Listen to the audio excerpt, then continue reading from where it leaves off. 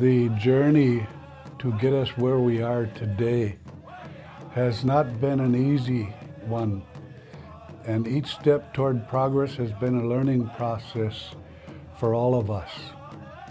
At times, it was painful, but within the growing pains, we somehow knew that we would endure. A lot of people that stop by and visit us have never heard, or they say we didn't even know there was Potawatomis here. And the reason for that being is that nobody ever told the story of our people. Historians and all the people who reported things only told their story, their history. They never included the things that were done to Potawatomi. And not only the Potawatomi, but all Indian people. They never included them. In 1988, the Indian Gaming Regulatory Act was passed, and it heralded in a new era of self-determination for tribes across the country. Over a decade before that, tribes across the country began to assert their sovereignty by offering high-stakes bingo on their reservations. Hannahville Indian community also seized upon this opportunity and began to offer high-stakes bingo. Patrons would drive up in cars and park in rows, much like they did in the drive-in movie theaters, but this time it was for large payouts and jackpots that they couldn't win at the local churches and service organizations. These successful operations led to the tribe offering blackjack and poker, and on December 21st, 1985, at precisely 10 p.m., the doors opened to the Chip and Casino. The line of the very first patrons wrapped around the bingo hall. Poker, blackjack, and craps were soon joined by the first slot machines. After years of operating out of an old pole building in the central part of the reservation, the Hannahville Indian community took a gamble, as it were, and constructed a new building right off of US 2 and 41 and opened its second incarnation of the Chip and Casino. History always tells us that you have to know where you come from before you know where you're going. So I think it's particularly important that we trace our routes from where we once came. Our history tells us that at one time prior to 1883, there was 136 Potawatomi families living in the Cedar River area. A fur trade went bad, and the ensuing result was that 123 families were lost as a result of germ warfare. Only 13 families survived. We, the people of Hannahville today, descended from those 13 families, and the last names of those families are still the primary family names today.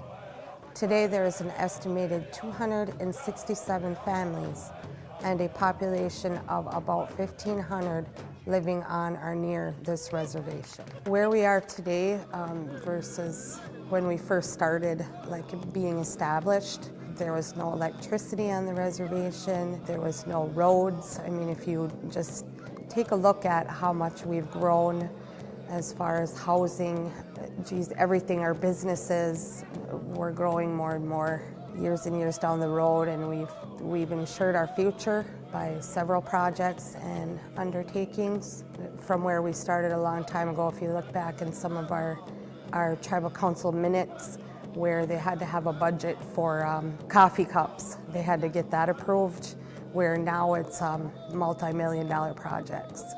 From the rather poor community that we once were, we have grown to become one of the largest employers in the Upper Peninsula.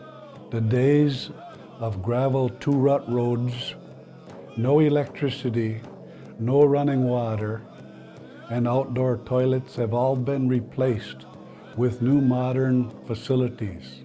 One could say we went from baseball to bingo and then to gaming, and gaming has been the single most game changer for the community. And without gaming, none of what we have today would have happened. The success that we enjoy today came about because of the dedicated employees, tribal members, and the sacrifices of the leadership people who unselfishly gave of their time so that this community would have something better for all future generations. Shortly after the signing of the first gaming compact with the state of Michigan in 1993, the tribe built Phase 2, a new bingo hall. Subsequent years added 2 hotel towers, several restaurants, bars, convention facilities, and a showroom. The Chip Inn, now known as the Island Resort and Casino, still provides all these, along with a spa. Golf is also offered. From the award-winning Sweetgrass Golf Club, and will soon be joined by Sage Run, our second 18-hole course that will rival the Sweetgrass in playability and challenge golfers from across the region. So, over the last 41 years, the Hannahville Indian community has exercised its sovereignty, self-managed, and operated a world-class gaming operation, and has used its revenue to employ, educate, and improve the lives of the members of the community. Through these efforts, we have cultivated countless tribal members into professional and talented individuals that will sustain and build upon the success the Hannahville Indian community once dreamed of. It's important for our history to tell how the people of Hannahville got here today, and I think it's important to tie where our family names come from and just exactly how we came here, how we came to live here today.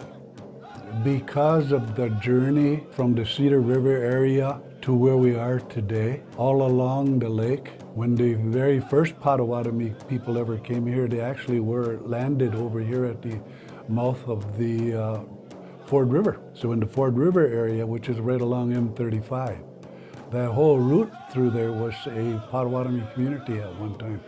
Because Potawatomi is such a rare language and very few people speak it, our efforts in our language preservation program have been really important. We're using it in the school. I use it at each one of our meetings that we have at the Tribal Council where we do the introductions. So it's a very important tool that we need to continue using. As you know, when you exercise, if you don't exercise, you lose muscle mass. So it's important to continue using and developing our language programs. When it comes to the language, we're on the verge of, I want to say, bringing it back, doing a pretty good job of that. Bringing our language back to life would mean a lot of things would change for our people if they do what the language tells them to do, because our language is a living language. You have to live that part of it to understand that part. Why is it important? So that people will begin to understand where we came from, how we got to be where we are today, and that people should be reminded that, you know, we have to all forgive one another for what happened in the past if we want to move on and have success going into the future.